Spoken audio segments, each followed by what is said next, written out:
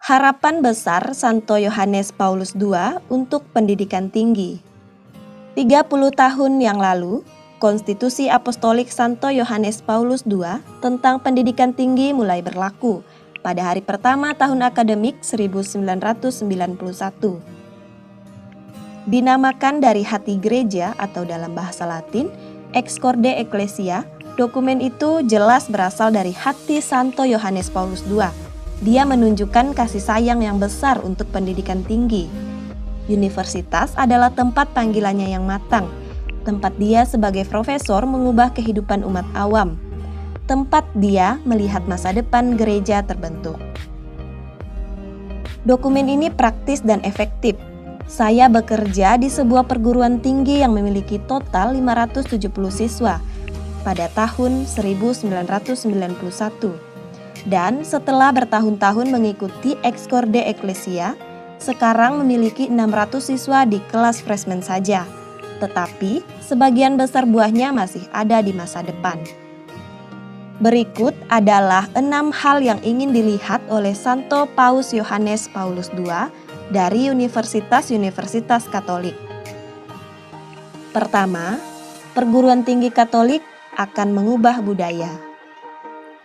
Universitas-Universitas Katolik memberi saya harapan yang kuat untuk perkembangan budaya Kristen yang baru dalam konteks yang kaya dan beragam dari zaman kita yang berubah, katanya. Perguruan tinggi menciptakan budaya sepanjang sejarah. Santo Benediktus dan para pengikutnya menciptakan universitas yang lulusannya masih berpakaian seperti Benediktin untuk mendapatkan gelar mereka.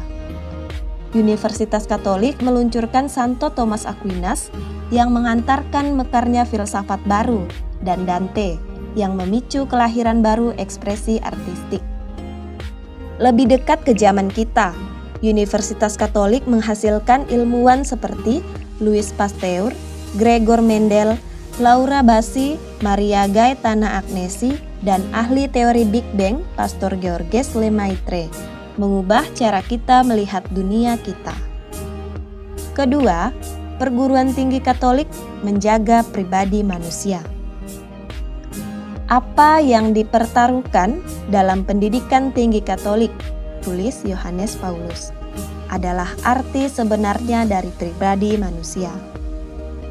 Tidak mengherankan bahwa tingkat kecemasan meningkat, tingkat bunuh diri mencapai rekor, dan seluruh generasi tampaknya merasa kehilangan penanda identitas pribadi yang berdiri selama berabad-abad telah menghilang bagi banyak orang. Sementara itu, di universitas-universitas Katolik yang mempelajari teologi tubuh, keutamaan keluarga, dan keindahan objektif, para teolog, filsuf, dan sosiolog sedang meneliti cara-cara luar biasa yang bahkan dalam keadaan kita yang hancur menunjukkan bagaimana kita diciptakan menurut gambar Yesus disalibkan dan bangkit. Ketiga, pencarian kebenaran terus berlanjut di perguruan tinggi Katolik. Tugas istimewa Universitas Katolik adalah menyatukan dua tatanan realitas yang terlalu sering cenderung bertentangan. Tulis John Paul, pencarian kebenaran dan kepastian telah mengetahui sumber kebenaran. Pada abad ke-21, banyak universitas meninggalkan pencarian kebenaran dengan konsekuensi yang membawa malapetaka, kata Jonathan Haidt dan Greg Lukianoff dalam The Coddling of the American Man. How God, Intention, and Bad Ideas are menyiapkan generasi untuk kegagalan. Gagasan bahwa universitas harus melindungi semua mahasiswanya dari ide-ide yang dianggap menyinggung oleh sebagian dari mereka adalah penolakan terhadap warisan Sokrates, tulis mereka. Mereka bahkan mengusulkan cara melanjutkan yang seperti Yohanes Paulus II. Berdebat seolah-olah Anda benar, tetapi dengarkan seolah-olah Anda salah.